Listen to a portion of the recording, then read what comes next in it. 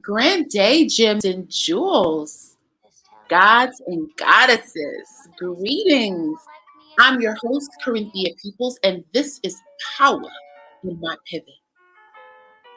Power in My Pivot is a live broadcast where we discuss how ordinary people such as you and I become extraordinary in our own right through the power of pivoting, turning and changing our lives from the prescribed formula that some kind of way society and reality has placed upon us. Yet, now is the time to create our own. This is a show for men and women, kings and queens, dukes and duchesses, and just everyday people. The time has come for us to control our own narrative and remember who we really are, and to set the stage through example. On today's edition of Power in My Pivot, this is part one of four parts. We're saluting the divine feminine, a check-in. Stay tuned.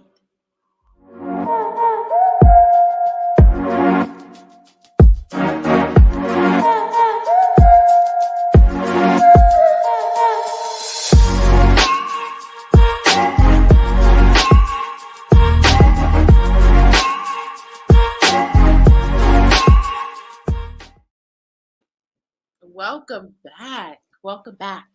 Power in My Pivot is a discussion where we unpack the details of our pivot, our transformation, whether that be voluntary, circumstantially, or just by sheer survival. It's a talk of our soul's journey as human beings walking this earth and trying to pave our way to a better life, to reach our highest selves, our highest form of expression of who we really are and who we've really come to be. Welcome to the room. Remember, this is an introductory discussion dialogue, so feel free to drop comments inside of the description, inside of the chat, and please at this time, if you're watching and something resonates with you, or you just love the name Power in My Pivot, because there's power in all. Give this a thumbs up, and please subscribe to the Good People. So, the divine feminine. Let's talk about that for a little bit. The divine feminine. So, the divine feminine, the women of the world we're talking about, every woman, all the feminine of the world. The women of the world have been tasked with raising the children and loving the new. Some of them have done a damn good job, and others must do better. We've been tasked with our duties, what is expected of us globally, having babies, loving our men, voluntarily or involuntarily.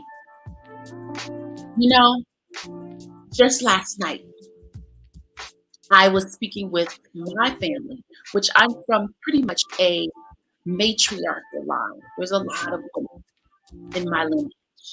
And I was speaking with my eldest son, my mother. And of course, with us, we're so passionate and so fiery that it always turns into like this heated debate. I had to pause and let my eldest aunt, know she was a hell of a woman. I've seen her do things without complaining. That's what we do as divine feminines.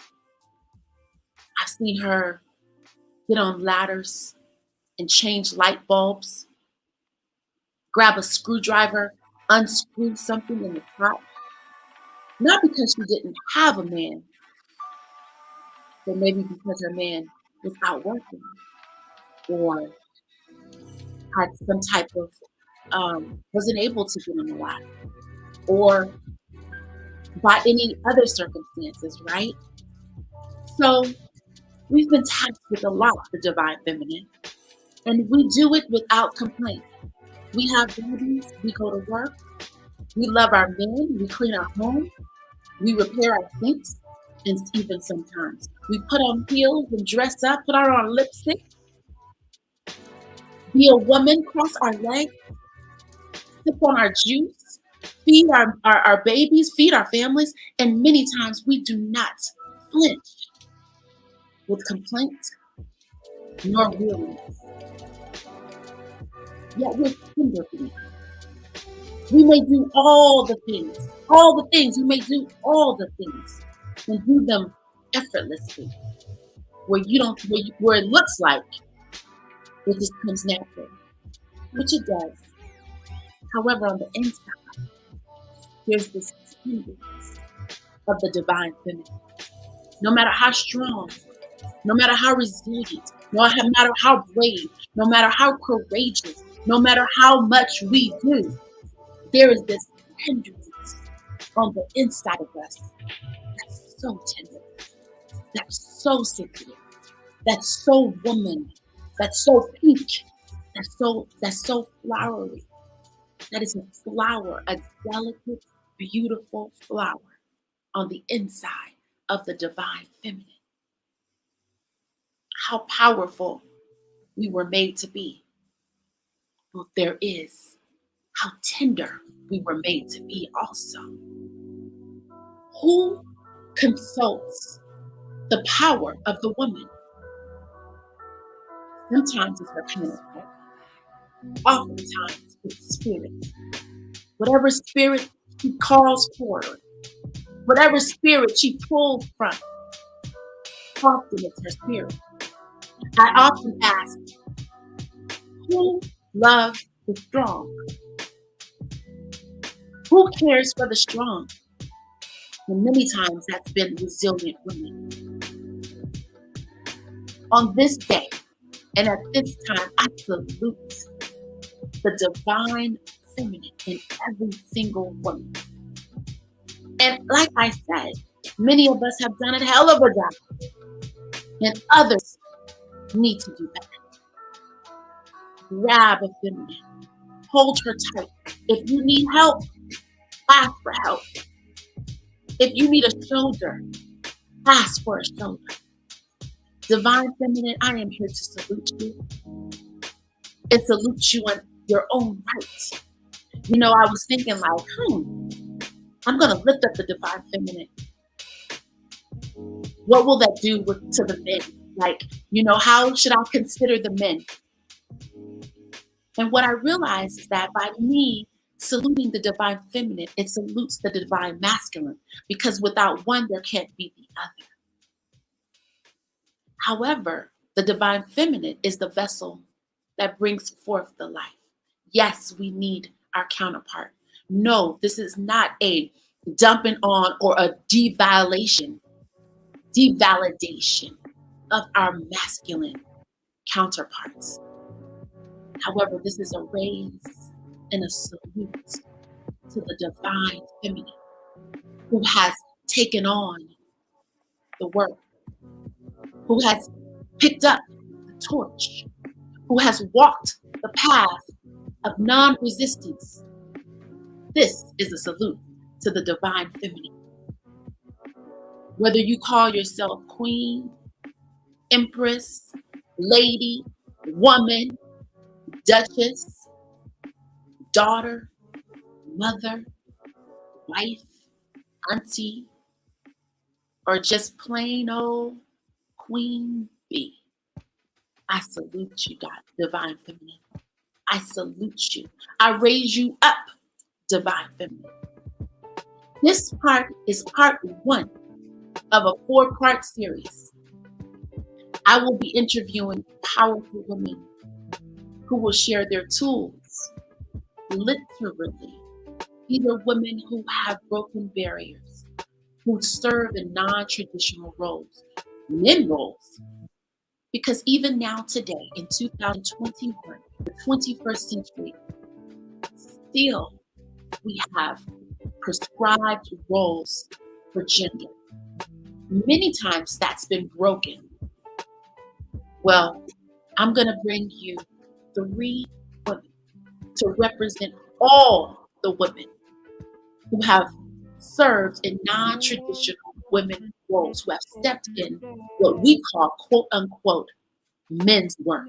I will bring them to you so you can hear their stories. They are so powerful, so brilliant, so beautiful.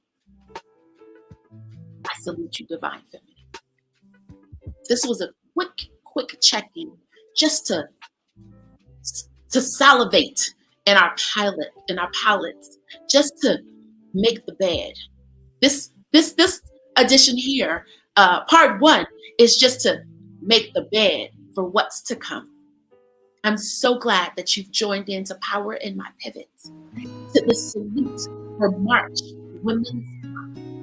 And again, I am entitled this month in every episode of Power in My Pivot, saluting the Divine Feminine. Here on Power in My Pivot, we don't only speak about the problem, but we also render a solution. This week's health tip is show up. Simply show up. If your weave is crooked, you forgot to put your necklace on, show up. If your stomach hurt, show up. If you're not on 100, show up. If you can't find your lipstick, show up.